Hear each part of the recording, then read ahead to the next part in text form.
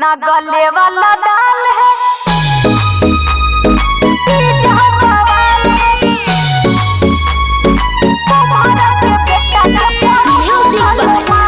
बिहारी।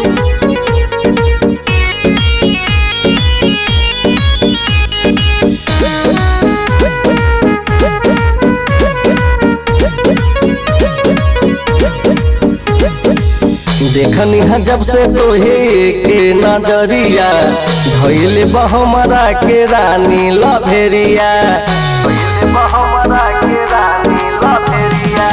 देखनी है जब से तोहे के नजरिया धइले बहमरा के रानी लभेरिया ओठवा के तिल देखी जिया मोर बेहाल है, जिया मोर बेहाल है, जिया मोर बेहाल है। ना गले वाला दाल है चीज हम बवाल है, तुम्हारा के बेटा के पर्सनल माल है, तुम्हारा के बेटा के पर्सनल माल है। ना गले वाला दाल है चीज हम बवाल है, तुम्हारा के बेटा के पर्सनल माल है। ना गले वाला दाल है चीज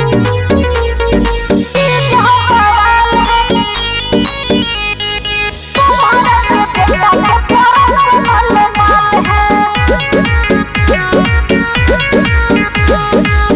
हमारा प्यारे में का बाटे कमी देत बड़ू एक राजे ऐसे तू गामी देत बड़ू एक राजे ऐसे तू गामी हमें बकोर शहर के बेटा रे बड़ बड़ गुंडा डरे उससे नेता रे।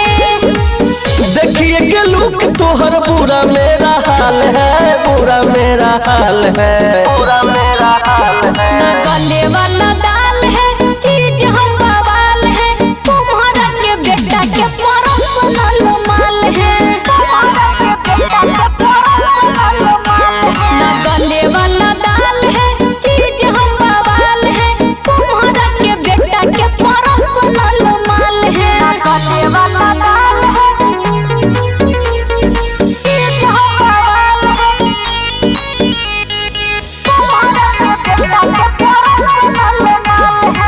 Recording by Magahiya music Manpur block Gaya.